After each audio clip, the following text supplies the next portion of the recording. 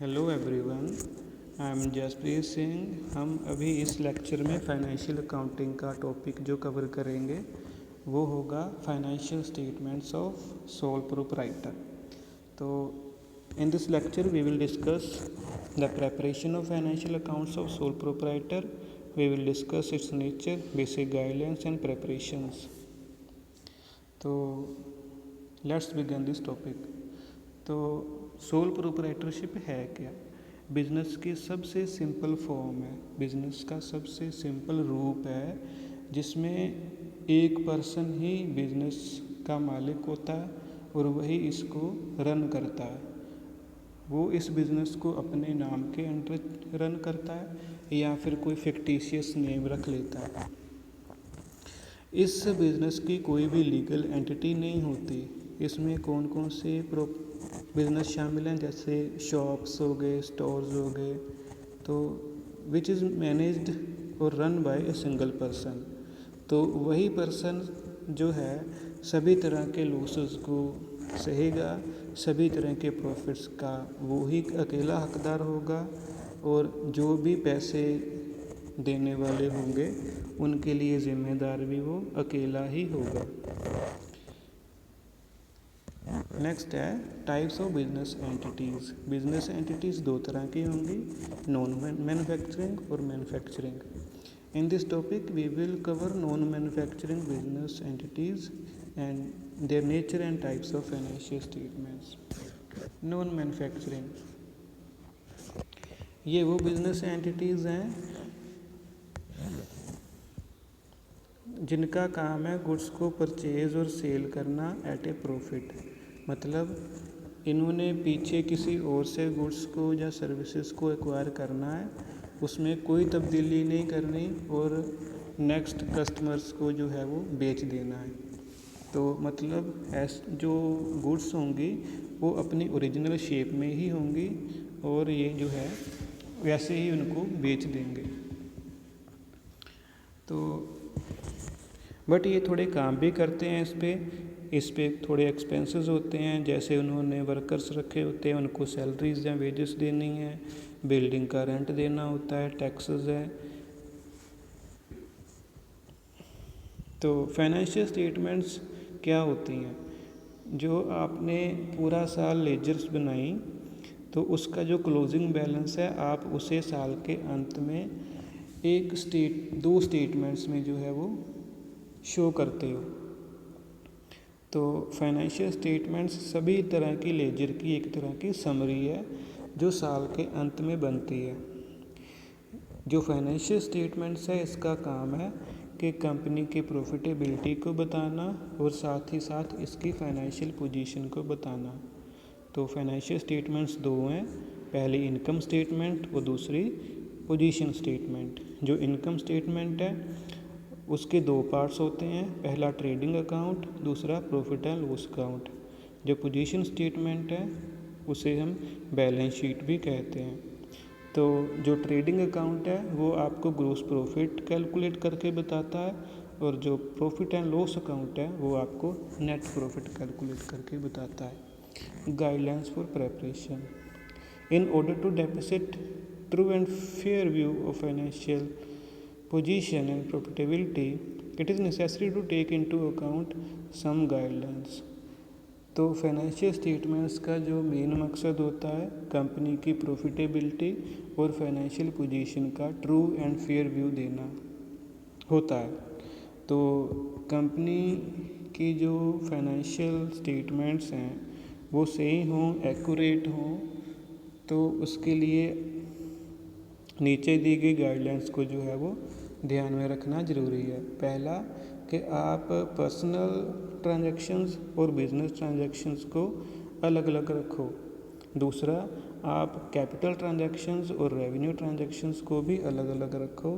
Third, जो भी main information है, मटेरियल इंफॉर्मेशन है जो कंपनी के या प्रोपराइटर के प्रॉफिट को अफेक्ट करती हैं उनको रिकॉर्ड किया जाए। किसी भी मटेरियल इंफॉर्मेशन को क्विट ना किया जाए, स्किप ना किया जाए। Only completed transactions are recorded. सिर्फ जो ट्रांजैक्शंस कंप्लीट हुई हैं उन्हीं को ही रिकॉर्ड किया जाए। पहला है आपका ट्रेडिंग अकाउंट। ट्रेडिंग अकाउंट बनाया जाता है ताकि कंपनी का या सोल प्रोप्राइटरशिप जो है बिजनेस का, वो ग्रॉस प्रॉफिट कैलकुलेट किया जाए।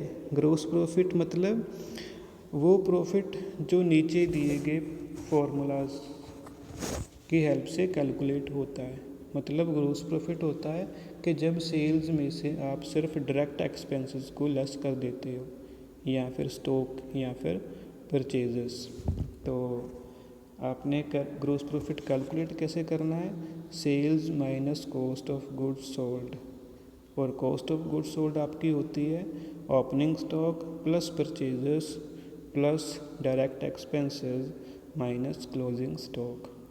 आप ओपनिंग स्टॉक को ऐड करो, इसमें आप ऐड करो परचेजेस को जो आपने उस साल परचेज किया स्टॉक, और प्लस करो इसमें डायरेक्ट एक्सपेंसेस, और लेस कर दो इसमें से क्लोजिंग स्टॉक।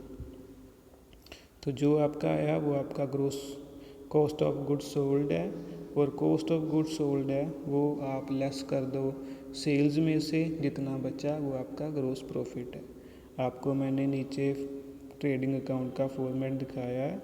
इसकी भी 2 साइड्स हैं, 4 कॉलम्स हैं। तो जो पहला कॉलम है पार्टिकुलर लिखा है डेबिट साइड है, और जो थर्ड कॉलम है बाय सेल वाला वो क्रेडिट साइड है। तो जो डेबिट साइड है उस पे आपने खर्चे लिखे हैं, और जो क्रेडिट साइड है उसमें आपने इनकम्स लिखी हैं। तो कंपनी की जो प्रोप्राइटर की मेन सोर्स ऑफ इनकम है वो बिक्री से ही होती है। तो सबसे पहले हम चलते हैं लेफ़्ट साइड की ओर, डेबिट साइड की ओर। तो सबसे पहले लिखा है opening stock, second to purchases, इसमें से आपने रिटर्न आउटवर्ड को लेस किया। थर्ड जो है डायरेक्ट एक्सपेंसेस है। दूसरी साइड आपकी बाय सेल्स है, इसमें से आपने लेस किया रिटर्न इनवर्ड को, और नेक्स्ट है क्लोजिंग स्टॉक। तो एक्सप्लेनेशन, ओपनिंग स्टॉक क्या होता है? जो आपका अनसोल्ड स्टॉक है, जो आपका पिछले साल का बचा हुआ है, वो नेक्स्ट ईयर में ओपनिंग स्टॉक कहलाएगा। सेकंड है परचेजेस, जितना रॉ मटेरियल आपने साल के दौरान परचेज किया उसे आप जो है परचेजेस बोलते हो। इसमें से आप रिटर्न आउटवर्ड को लेस कर दो, मतलब वो मटेरियल जो आपने ख़रीदा तो था बट सप्लायर को वापस कर दिया क्योंकि वो डिफेक्टिव था, या क्वांटिटी में ज़्यादा था, या कोई भी और रीज़न। नेक्स्ट है डायरेक्ट एक्सपेंसेस। तो प्रोडक्शन करने में जो भी डायरेक्ट एक्सपेंसेस हुए हैं आपके, उसको भी लेस कर दो। डायरेक्ट एक्सपेंसेस कौन कौन से हैं? जैसे कि power and fuel, direct labour, direct wages, factory expenses, royalty on production, gas and fuel, gas and water, freight and carriers. Next है सेल्स। इसके बारे में आप जानते ही हो कि जो सेल जो है अपने गुड्स की बिजनेस में की गई है साल के दौरान, इसमें से आप उस अमाउंट को लेस कर दो जितनी गुड्स आपके कस्टमर्स ने आपको वापस कर दी। ऐसा होता है क्योंकि या तो आपकी वो गुड्स डिफेक्टिव थी, या कस्टमर्स को पसंद नहीं आई, जो भी रीज़न था। नेक्स्ट है closing stock, amount of unsold stock during the year. तो जो साल के आखिर में आपका अनसोल्ड स्टॉक है या फिर रॉ मटेरियल का स्टॉक है जो बचा हुआ है, वो आपका क्लोजिंग स्टॉक होगा। तो ओपनिंग स्टॉक था कि जो फिनिश गुड्स हैं या रॉ मटेरियल का जो पिछले साल का बचा हुआ है उसे आपने लिखा, और क्लोजिंग स्टॉक जो इस साल आपका बच गया, फिनिश गुड्स का स्टॉक और रॉ मटेरियल का स्टॉक। नेक्स्ट जो स्टेप है वो है profit and loss account. It is the next step of calculating profits. इसकी भी 2 साइड्स होती हैं, डेबिट साइड और क्रेडिट साइड। मतलब डेबिट साइड होती है आपकी लेफ़्ट साइड और क्रेडिट साइड होती है आपकी राइट साइड। तो इसका काम होता है कि नेट प्रॉफिट को कैलकुलेट करना। इसका मैंने आपको फॉर्मेट बताया है। तो इसके भी 4 कॉलम्स हैं। जो सबसे लेफ़्ट में कॉलम है वो है आपका डेबिट साइड, और जो थर्ड कॉलम है आपका पर्टिकुलर वाला वो है आपका राइट साइड। लेफ़्ट साइड में आपके सभी तरह के इनडायरेक्ट एक्सपेंसेस होंगे, और जो राइट साइड है आपके उसमें आपके सभी तरह की इनडायरेक्ट इनकम्स होंगी। तो सबसे पहले हम लेफ़्ट साइड को डिस्कस करते हैं। तो इससे पहले आपने ट्रेडिंग अकाउंट बनाया था, उसमें आपने ग्रॉस प्रॉफिट या ग्रॉस लॉस को कैलकुलेट कर लिया। अगर उस ट्रेडिंग अकाउंट में आपका ग्रॉस प्रॉफिट कैलकुलेट हुआ था, तो आप उस ग्रॉस प्रॉफिट को राइट साइड में सबसे पहले लिख दो by gross profit brought down. और अगर पहले स्टेप में मतलब ट्रेडिंग अकाउंट में आपका लॉस हुआ था, तो आप इसे लेफ़्ट साइड में डाल दो एज ग्रॉस लॉस। तो अभी आपने 1 बाय 1 सभी एक्सपेंसेस को लिखना है। सबसे पहली कैटेगरी एक्सपेंसेस की है एडमिनिस्ट्रेशन या मैनेजमेंट एक्सपेंसेस। इसमें कौन कौन से एक्सपेंस हैं, जैसे सैलरी पे की, ऑफिस का रेंट पे किया, रेट, टैक्सेस, प्रिंटिंग और स्टेशनरी के एक्सपेंसेस हुए, टेलीफोन एक्सपेंसेस हुए, insurance, audit fees, legal charges. Next category expenses की मेंटेनेंस एक्सपेंसेस। आपने अपनी एसेट्स को मेंटेन रखना है, उनको चलते रहने के लिए उनकी रिपेयर ज़रूरी है, तो वो आपका खर्चा इंडायरेक्ट एक्सपेंस है। डेप्रिसिएशन जो है वो आपका इंडायरेक्ट एक्सपेंसेस है। थर्ड कैटेगरी एक्सपेंसेस की जो है वो है selling and distribution expenses. Selling के दौरान जो भी आपके खर्चे हुए वो आप इसमें लिख सकते हो। नेक्स्ट है आपके फाइनेंशियल एक्सपेंसेस।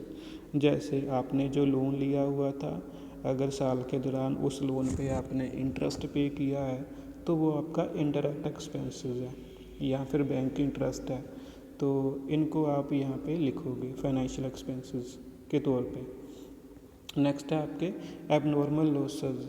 वो लॉसेस जो नॉर्मल ऑपरेशंस के जरिए नहीं होते, कभी कभार होते हैं, जैसे कि loss on sale of fix assets. और आखिरी है नेट प्रॉफिट। दूसरी साइड चलते हैं, राइट साइड शुरू होता है वो ग्रॉस प्रॉफिट ब्राउट डाउन के साथ। जो आपका ग्रॉस प्रॉफिट ट्रेडिंग अकाउंट ने निकाल के दिया वो आपने यहाँ पे लिख दिया, उसको नीचे ले आए। इसमें आप अदर इनकम्स को शामिल करो, जैसे कि डिस्काउंट जो कंपनी को रिसीव हुआ, या फिर कमीशन जो रिसीव हुआ, या फिर दूसरी कैटेगरी है इनकम्स की, वो है नॉन ट्रेडिंग इनकम्स। जैसे कंपनी का बैंक में जो है अकाउंट था, उसमें उनको इंटरेस्ट रिसीव हुआ है, या फिर कंपनी ने या प्रोपराइटर ने किसी प्रॉपर्टी को किराए पे दिया है था, उस पे उसे रेंट जो है वो मिला है, या कंपनी ने या प्रोपराइटर ने कहीं पे इन्वेस्टमेंट की हुई थी, सिक्योरिटीज़ खरीदी हुई थी, जिस पे उसे डिविडेंड मिला है। नेक्स्ट है एबनॉर्मल गेंस। वो गेंस जो कभी कभार होंगे, जैसे कि कंपनी ने अपनी कोई फिक्स एसेट बेची थी, उसे उस ट्रांजैक्शन के ऊपर प्रॉफिट हो गया, या फिर अपनी इन्वेस्टमेंट बेची और उस पे प्रॉफिट हो गया। और आखिर में जो है नेट लॉस। तो बैलेंस शीट, सेकंड आपकी स्टेटमेंट बैलेंस शीट है। तो shows the position of assets, liabilities and capital. एक सर्टेन डेट के ऊपर जो बैलेंस शीट है कंपनी की एसेट, लायबिलिटी या कैपिटल की पोजीशन को शो करती है। ये आप तभी बना सकते हो जब आपने प्रॉफिट एंड लॉस अकाउंट बना लिया है। तो इसमें खासियत ये है कि प्रॉफिट एंड लॉस अकाउंट की तरह यहाँ पे आपको हर एक ट्रांजैक्शन के साथ टू और बाय नहीं लगाना पड़ेगा। नेक्स्ट है the balance of assets and liabilities should be matched. दोनों के जो बैलेंस है वो मैच होने चाहिए, इसका फॉर्मेट है। तो इसकी भी प्रॉफिट एंड लॉस अकाउंट की तरह इसके भी 4 कॉलम्स हैं और 2 साइड्स हैं। तो लाइबिलिटी साइड है एक तरफ लेफ़्ट साइड और एसेट साइड है आपकी राइट साइड। तो लाइबिलिटी आपकी सभी तरह की देनदारियां हैं। पहली है कैपिटल अकाउंट। कैपिटल मतलब जो अमाउंट ओनर ने जो है मेंबर्स ने इन्वेस्ट की है बिजनेस में, इसमें आप उस साल का प्रॉफिट ऐड कर दो, अगर लॉस हुआ था तो लेस कर दो। दूसरी आपकी लाइबिलिटी है लॉन्ग टर्म लोन्स। जो भी कंपनी ने या बिजनेस ने लोन लिए हुए हैं, चाहे वो टर्म लोन हो चाहे पे वह अदर लोन्स हों। थर्ड कैटेगरी है शॉर्ट टर्म लोन्स। जो कंपनी ने या बिजनेस ने शॉर्ट टर्म के लिए जो लोन्स लिए हैं, थोड़े समय के लिए जो लोन्स लिए हैं, जैसे कि कैश क्रेडिट, बैंक ओवरड्राफ्ट और अदर लोन्स। नेक्स्ट है करंट लाइबिलिटीज़। इसमें कौन कौन सी होंगी? Trade payables, second outstanding expenses, third advances taken. Next category है प्रोविजंस की। प्रोविजंस जैसे कि bad debts, provision for retirement benefits और प्रोविज़न फॉर टैक्सेशन। अभी आपकी राइट साइड पे जो है वो टेंजिबल फिक्स एसेट्स हैं, जैसे कि लैंड एंड बिल्डिंग, इसमें से इसका डेप्रिसिएशन लेस कर दो। प्लांट एंड मशीनरी, इसमें से भी आप डेप्रिसिएशन को लेस कर दो। थर्ड है आपका फर्नीचर एंड फिक्सचर, इसमें भी आप डेप्रिसिएशन को लेस कर दो। सेकंड कैटेगरी है आपके इंटेंजिबल एसेट्स की है, goodwill, patent right, copyright, designs and brand name. Next है आपकी long term investment.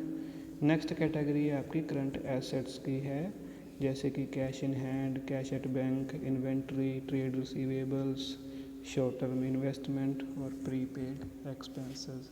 Next topic में हम इन टर्म्स के बारे में डिटेल में पढ़ेंगे। अभी तक आपको इसका पता नहीं चला होगा, तो डिटेल में हम इनकी जो है 1 बाय 1 जो है इनकी डिस्कशन करेंगे।